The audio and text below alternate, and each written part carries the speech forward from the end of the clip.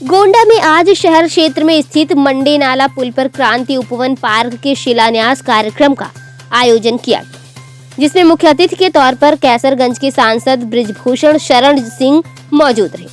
1857 की आजादी की लड़ाई में शहीद हुए लोगों की याद में इस पार्क को बनाया जा रहा है। इसका निर्माण क्षेत्र पंचायत झंझरी करवा रहा है। लोगों को मंच से संबोधित करते हुए सांसद बृजभूषण शरण सिंह ने कहा कि यहाँ पर भगवान स्वयं पैदा हुए हैं, जबकि भगवान राम उनको भी पैदा कराने में गोंडा का सहयोग है।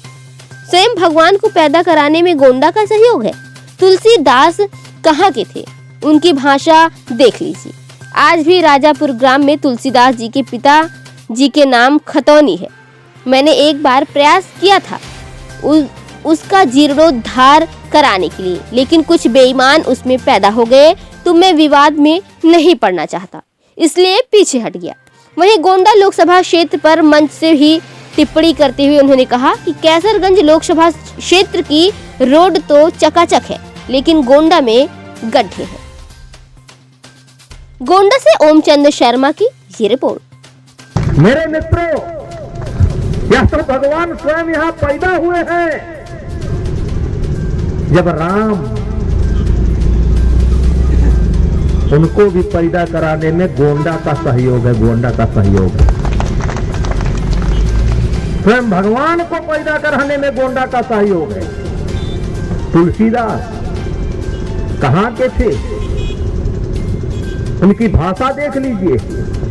आज भी चेयरमैन साहब जानते होंगे, आज भी उनके पिताजी के नाम से खतौनी है।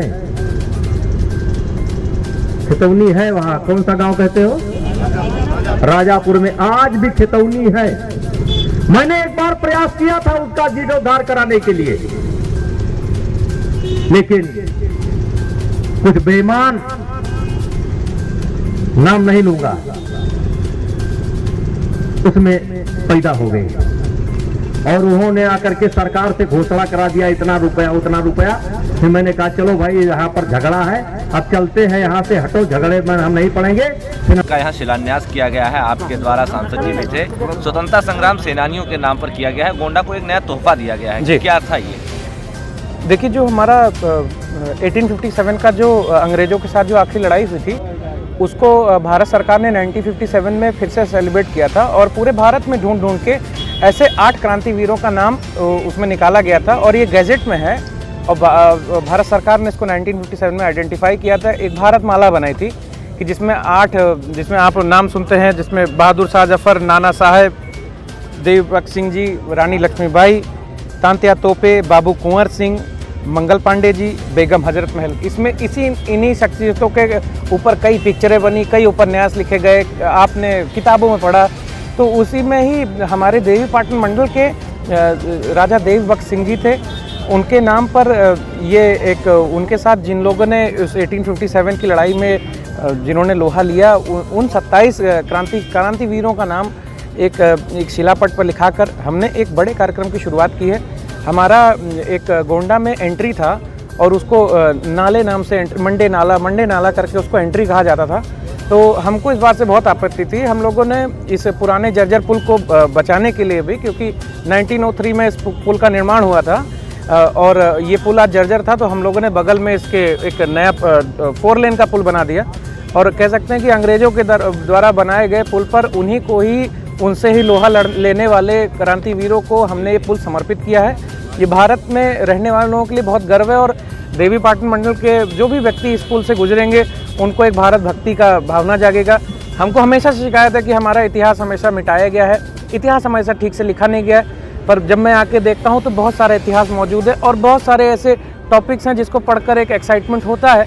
वो एक्साइटमेंट को दिखाने के लिए, उस प्रेरणा को निकालने के लिए हम लोगों ने यह टारगेट बनाया है कि पीछे जो ये क्रांति उपवन है, ये गोंडा सिटी का एंट्री होगा। कि जब गोंडा सिटी में कोई एंट्री लेगा तो देखेगा कि भारत के 8 शूरवीरों का नाम लिखा है, 8। और इसमें हम लोग टारगेट करते हैं कि हम लोग बड़ी सुंदर सुंदर मूर्तियाँ बनाएंगे कि भारत के 8 वीर सपूतों का इसमें मूर्ति लगा है। और पूरे देवीपाटन मंडल की जो 21 रियासतों में जिन्होंने अंग्रेजों से लड़ाई लड़ने में आखिरी 1857 की क्रांति में जिन्होंने प्राणों की आहुति दी है, ऐसे 4000 5000 नामों को हम लोग खोज रहे हैं और जैसे जैसे मिल रहे हैं हम लोग नोट करा रहे हैं, ताकि उन गांव में रहने वाले आज की पीढ़ी के लड़के लड़कियों को ये पता लगे कि उनके बाप दादा ने समस्या से मुंह नहीं मोड़ा था, बहुत बड़ी विपत्ति के खिलाफ लड़े थे और हम लड़े थे और इतिहास अपना मिटा बैठे, पर हमारे बाप दादा लड़े थे।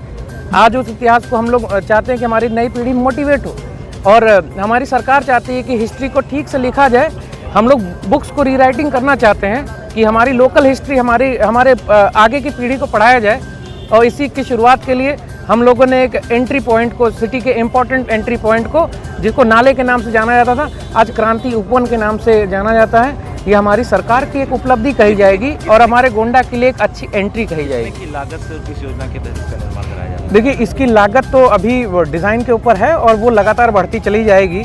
जैसे कोई भी अच्छा काम होता है उसमें इम्प्रोवाइज करते हैं, प्रोजेक्ट मॉडिफाई होता है। अभी हम लोगों ने तो सोचा है कि इसको भारत के नेशनल लेवल पर हम लोग इसको बनाना चाहते हैं। हम लोग मांगते हैं कि लोग इसमें सहयोग करें और सरकार से जितना हो सकेगा हम लोग करेंगे। जैसे हम लोग का प्रोजेक्ट है कि 8 बड़ी मूर्ति और एक ऐसा यहाँ पर स्थल बनाया सके जो पूरे देश का एक अनोखा हो।